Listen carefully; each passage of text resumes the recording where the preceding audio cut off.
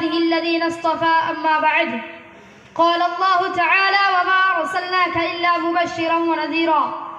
हज़रात गिरामी, मैं इस बज़्म पुरबहार में सीरत नबवी सल्लल्लाहु अलैहि वसल्लम के मुतअल्लिक़ कुछ अर्ज़ करना चाहता हूँ, इस उम्मीद के साथ कि मेरी बातों को बगौर सुना जाए।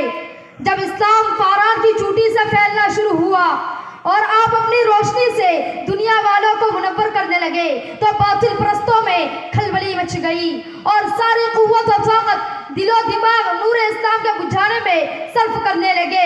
रास्ते में कांटे बिछाकर, पत्थरों से दबाकर, तपती हुई जमीन पर सुलाकर, आग के अंगारों पर लिटाकर, फांसी के फंदों पर चढ़ाकर, घर बार उजाड़ कर प्यारे रसूल सल्लल्लाहु अलैहि वसल्लम की आवाज को दबाने की कोशिश करने लगे, मगर हक की आवाज रोज बरोज बढ़ती जा रही थी।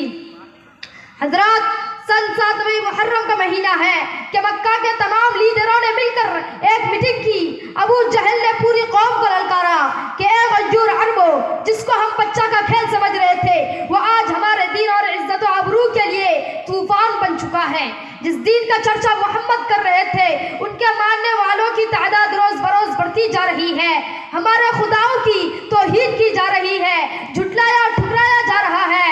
इसलिए ए अरब के बहादुरों, अब पूरी ताकत से आगे बढ़ो, वरना वो दिन दूर नहीं कि मक्का से जलीलो खार होकर निकलना पड़ेगा। अबू जहल की तकरीर ने पूरी कौम को गरमा दिया। तरह तरह की तदबीरें पेश की गई। बड़ी देर के बाद यह होलनाक तदबीर पास हुई कि मोहम्मद और उनके मानने वालों का बिल्कुल बाइकाट कर दिया जाए, उनसे खरीदो फरोख्त, सलाम व कलाम लेन देन बंद कर दिया जाए।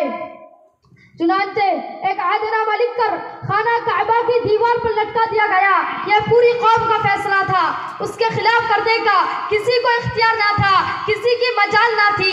मुसलमानों को शिअब अबी तालिब में बंद कर दिया गया, रास्ते पर पहरे बिठा दिए गए। मुसलमानों में बच्चे, बूढ़े, जवान, औरतें सब थे। खाने के सामान धीरे धीरे खत्म हो गए।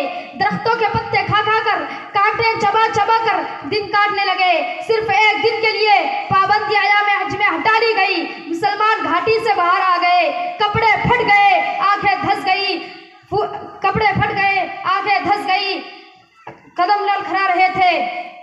हजरात गिरामी, कुर्बान जात मुसलमानों पर कि जिसकी ज़बान पर कोई शिकायत नहीं थी, मुसलमानों की खस्ता हालत देखकर कुफ्फार कहकहा लगा रहे थे और कह रहे थे कि ए मुसलमानों, क्यों तुम अपने आबा व अजदाद का दीन छोड़कर हलाक व बर्बाद हो रहे हो?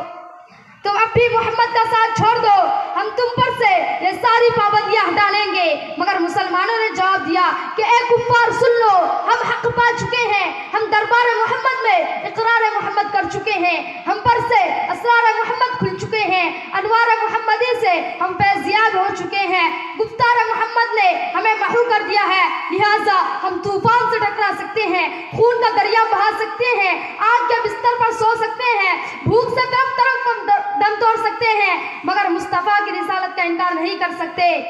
इस इब्तिला व आजमाइश के बाद पूरे 3 साल मुकम्मल होने वाले हैं। खुराकें खत्म हो गई, औरतों की आंखें धंस गई, जवान भूख से चकराने लगे, फूल जैसे बच्चे माँ के गोद में तड़पने लगे।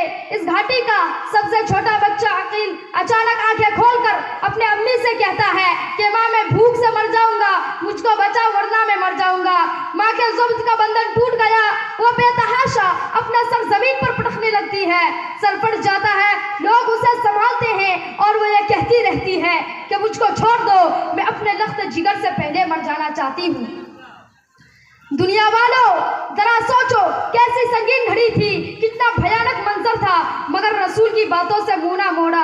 आज हम भी तो रसूल की गुलामी का दावा करते हैं, आशिक होने का दावा करते हैं। इसलिए सुन लीजिए, अगर हम नमाज पढ़ते हैं, रोज़ा रखते हैं, हज अदा करते हैं, ज़कात देते हैं, तब तो वाकई हम अपने दावा में सच्चे हैं, वरना हमारा दावा बातिल और बेकार है।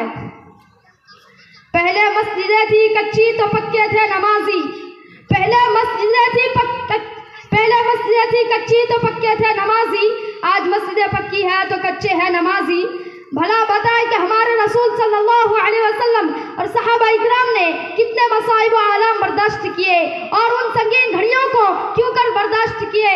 क्या वो कमजोर थे? क्या वो लोग बेबस थे? हरगिज नहीं, ऐसा हरगिज नहीं। वो तो अर्श व फर्श के, लूह व कलम के शजर व हजर के, अर्दो समा के, जिन्नो बशर के, हूर व मलाइक के, खुशकोतर के रसूल हादी बनकर आए थे। और जो रसूल बनकर आता है उसको अल्लाह पूरा कादिर बनाकर भेजता है।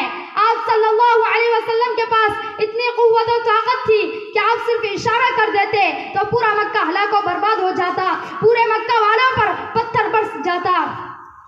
मेरे दोस्तों, बहुत कुछ करने के बाद यह दीन हम तक पहुंचा है और हमारा हाल यह है कि हम इसका मजाक उड़ाते हैं। हुजूर सल्लल्लाहु अलैहि वसल्लम हमेशा अपनी उम्मत की नजात के लिए गमगीन रहा करते थे। रातों रात अपनी उम्मत की बख्शिश के लिए खुदा ताला से दुआएं करते थे और रोया करते थे।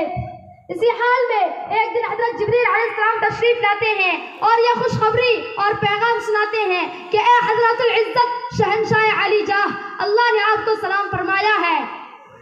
और हज़रत जिब्रील अलैहिस्सलाम खूब जानते थे कि हुजूर आखिर किस वजह से गमगीन रहते हैं, फिर भी दरियाफ्त करते हैं कि आप गमगीन क्यों रहते हैं। फौरन हुजूर सल्लल्लाहु अलैहि वसल्लम फरमाते हैं कि ना जाने मेरी उम्मत के साथ क़यामत के दिन कैसा मामला होता है। फिर हज़रत जिब्रील हुजूर को लेकर एक कब्रिस्तान के पास गए जहाँ काफिर और मोमिनों दोनों तरह के मुर्दे मदफून थे। और हज़रत जिब्रील अलैहिस्सलाम एक मुसलमान की कब्र पर अपना हाथ मारते हुए कहते हैं, उम बिइज़्निल्लाह, मुर्दा जो ही आवाज़ सुनता है फौरन बाहर आता है।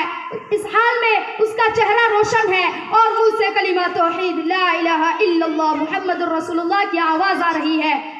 आप सल्लल्लाहु अलैहि वसल्लम ने उसका मुलाहजा फरमाया।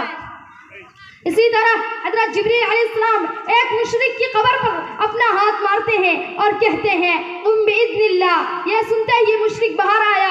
इस हाल में उसका चेहरा काला है और मुंह से हाय अफसोस की आवाज़ आ रही है।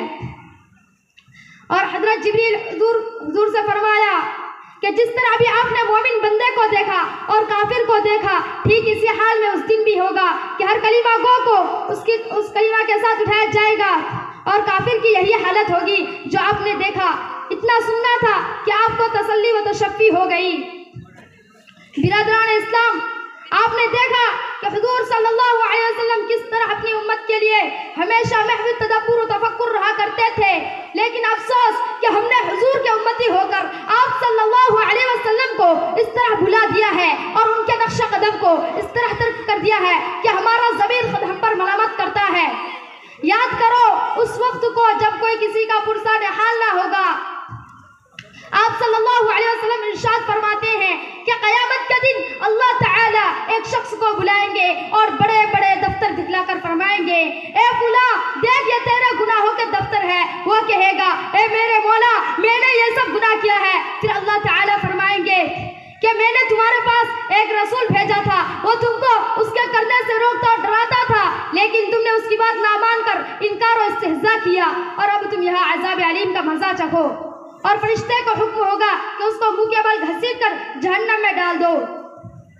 इसी तरह जिसने इस दीन को दीन मानकर इस पर अमल किया तो उसका मामला बहुत आसान होगा। अल्लाह ताला हम लोगों को सही रास्ते पर चलने की तौफीक बख्शे। वमा अलैना इल्लल बलागुल मुबीन।